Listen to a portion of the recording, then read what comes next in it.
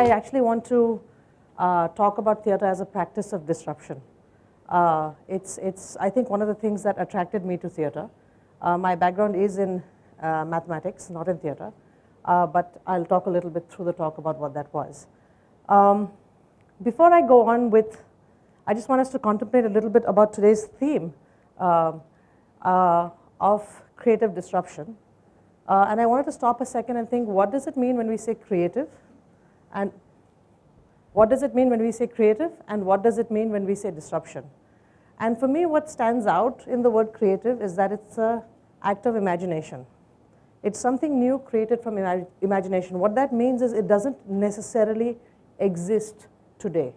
It is not something that we have necessarily experienced or that creates the world in which we live in today.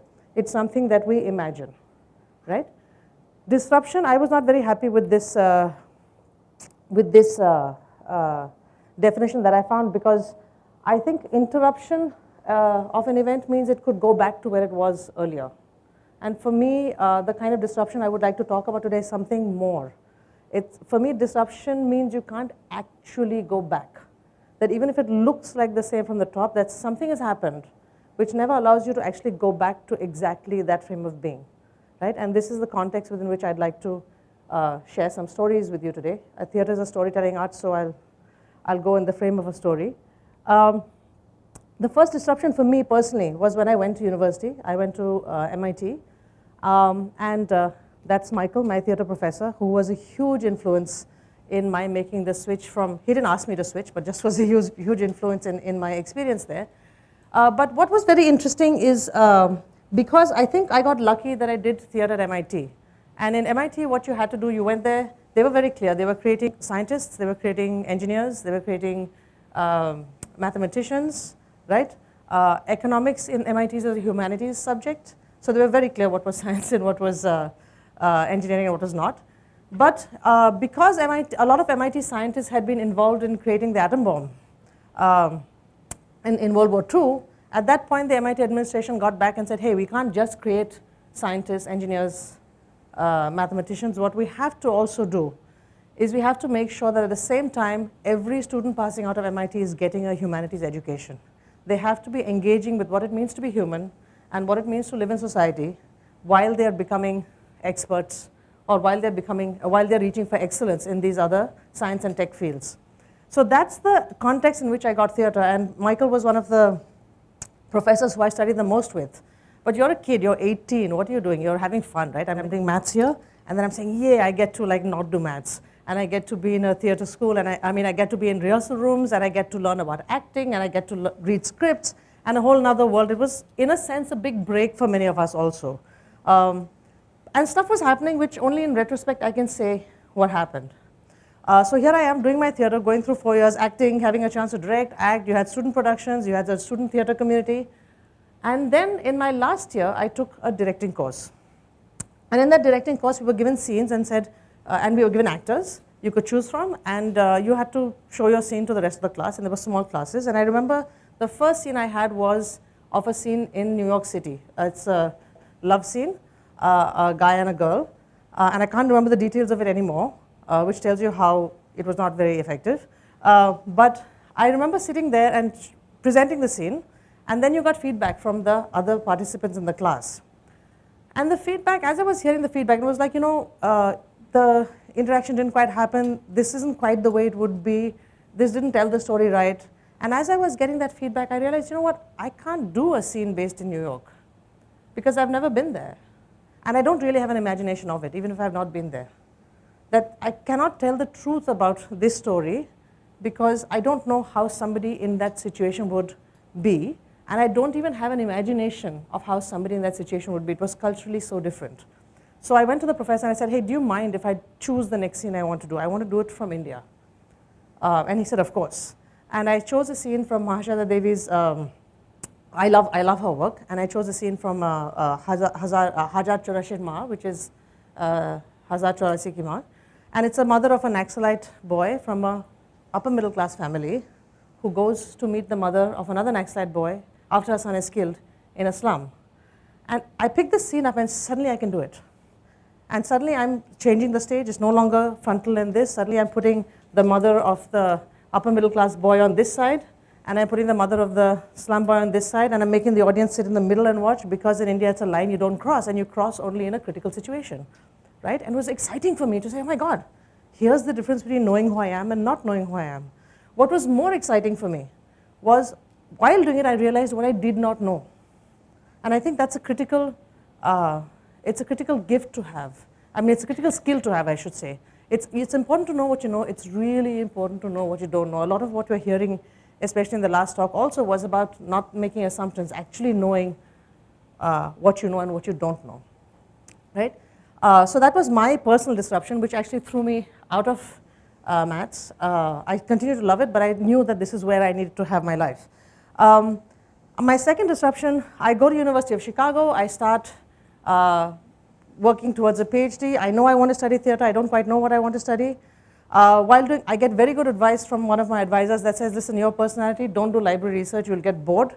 Go out of the field, and you'll have your answer. So I came back to India, and I'm in the field, and I go to the Prithvi Theatre Festival, and this is not from that time, but Prithvi Theatre Festival in 1997. And boy, am I lucky. Because in that festival, the first show I see is of this lady called Tijan Bai. I don't know how many of you know this performer. She's a Pandwani performer from Chhattisgarh, and she tells stories from the Mahabharata. I had never seen anything. I'm a Calcutta girl, born and bred in the city. I had never seen anything like this before. I had never imagined that one woman could stand in front of you with a bunch of musicians behind her and tell you stories about the battlefield of Mahabharata, and you could see the entire Mahabharata in front of your eyes.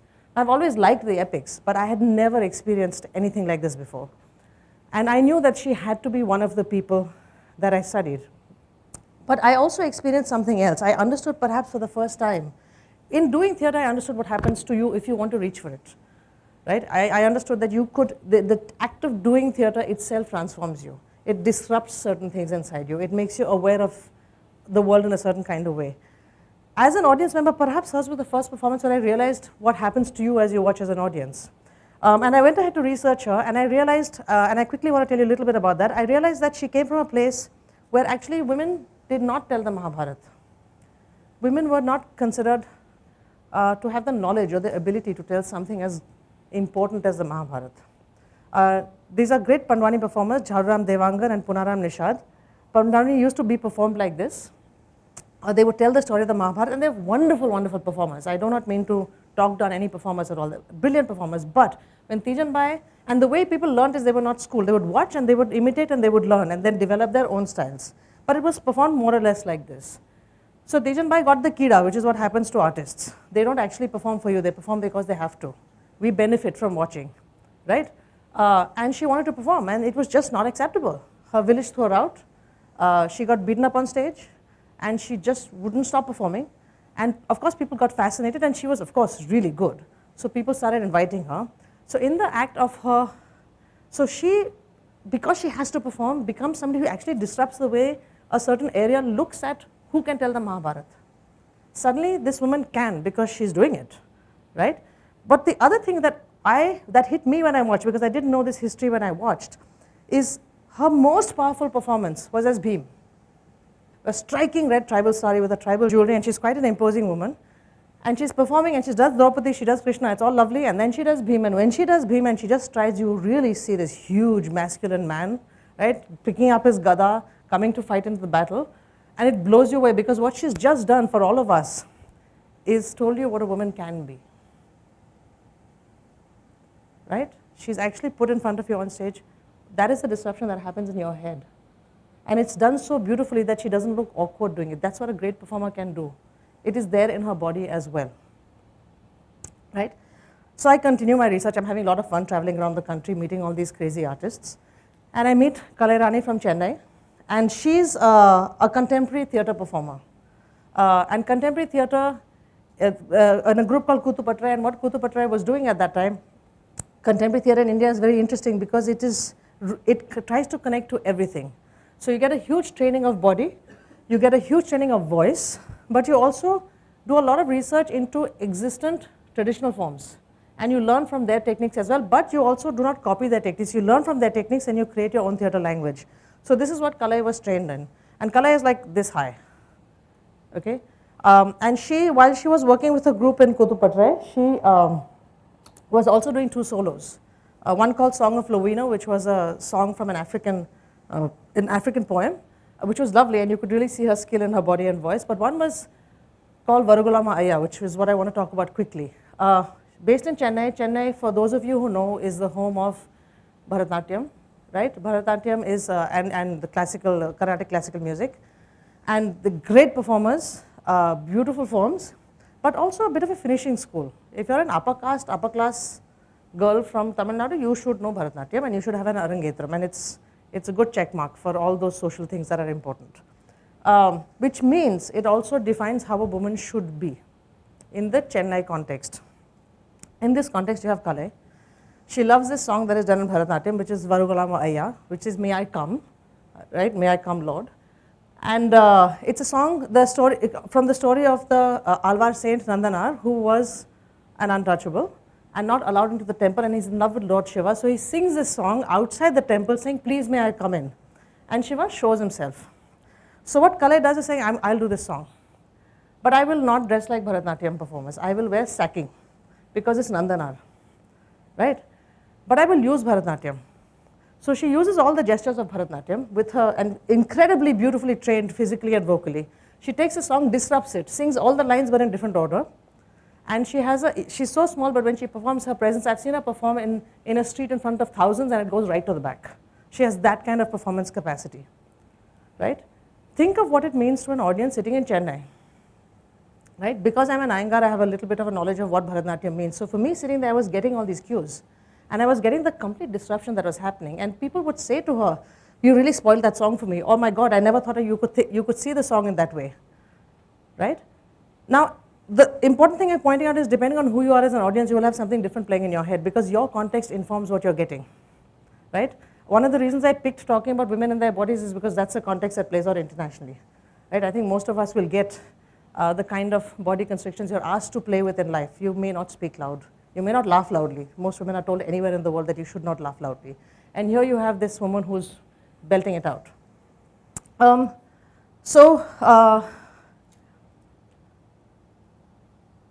I found this quote on the internet, and I loved it, because I think it says very beautifully what maybe the conflict between lands where the Greeks were. You find these beautiful amphitheaters everywhere. They really thought theater was important.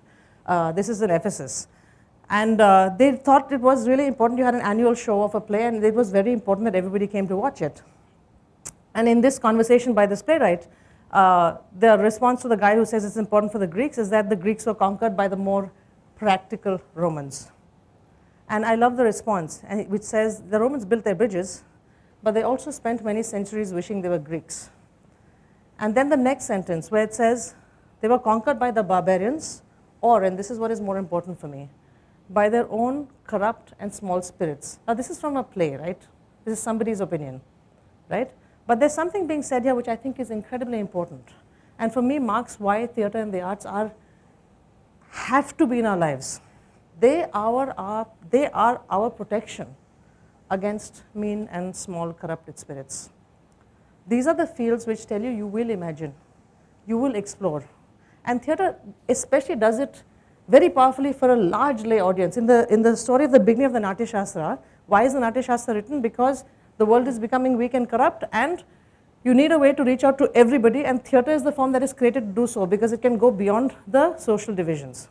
That is the origin of the Natya Shastra, the writing of the Natya Shastra. That's the story behind it, right? Theater also embodies. So when you read something in a book, I'm talking to you, you're not seeing an embodiment, right? So you can imagine it somewhat, right? And the book helps you imagine, but in something about the embodiment and the live presence of theater pulls you into that world and makes you part of it. And theater performance done well allows for that transformation very strongly. So I look at theater in 2 ways. I look at it as, well, 2 key ways to think about it. One, if you think, okay, there's sun, there's so much light, you're seeing everything, you don't know where to look. And you pick up as you pick up, looking at the world, right? But when you take a magnifying glass and you point it at something and the sun comes through, what happens? The heat of it gets concentrated, and it goes onto a certain area, and that area burns. It's disrupted, right? That's one of the things theatre did, certainly did it to me. When I was in college, I was in a directing class. What happened to me is suddenly it got, I could see it, but I didn't know it. Because that magnifying glass burning happened, I suddenly saw it. And I know that a lot of people who are close to theatre go through this process. Whether we choose to make it part of the way we live life is our choice. But it happens to you as part of theatre. The other thing that happens to you is you can imagine what is not there. You can state your desire, right? You can say, I do not accept this. You can show other possibilities. You can go into fantasies. It's all allowed. It is a space where everything is allowed. It is a rehearsal space of society where everything is allowed. And the dangerous thing about theatre, which is why a lot of people fear it, actually, a lot of authority fears theatre. You sort of ignore it, but you also fear it. So one of the biggest bannings you have today, the social banning you have, is of theatre. So people don't go to see the play, but they ban it, right? So what is this? What is this disruptive power that people are afraid of, right? And I think it's that. The way I understand it is I think it's that. I think it's the fact that you can put out an idea there. And if you perform it powerfully enough, that idea is so powerful that it puts into everybody else's head that, it doesn't have to be this way. Or perhaps we could think of another way. And in the act of doing that, it is not allowing things to just sit in static comfort. It's always disrupting, always opening out cracks, correct? And for me, that is really the reason I love to be in this field. I've enjoyed being in this field for about 14 odd years post-college. I've enjoyed all the various disruptions I've seen, and I wanted to leave you with a show that is happening now in Bombay, which I hope that you will see. Oops, sorry. Which I hope that you will see, which is it's a play called The Gentleman's Club, and I'd like to leave you with this to watch it if you can. And just a very quick thing, we do something in Bombay which is talks with artists every month. You can find me at junoontheatre.org. So if you would like to be part of this journey of enjoying the disruption that arts and theatre bring to your lives, then please join us. Could you play the video, please?